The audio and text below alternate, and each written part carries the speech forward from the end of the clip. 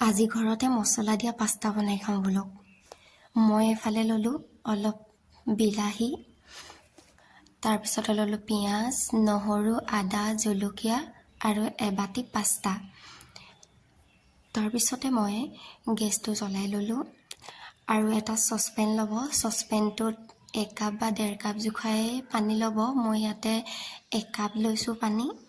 তাৰপিছতে তাতে অকণমান তেল দি দিছোঁ, নহ'লে পাস্তাখিনি লাগি ধৰিব পাৰে। তাতে দি দিলোঁ মই পাস্তাখিনি।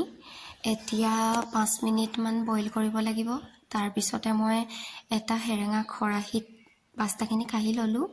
এইফালে আকৌ কেৰাহীখন গৰম কৰি অলপ দিলোঁ তেল, তাতে দিলোঁ পিঁয়াজখিনি আৰু কাটি থোৱা নহৰুখিনি।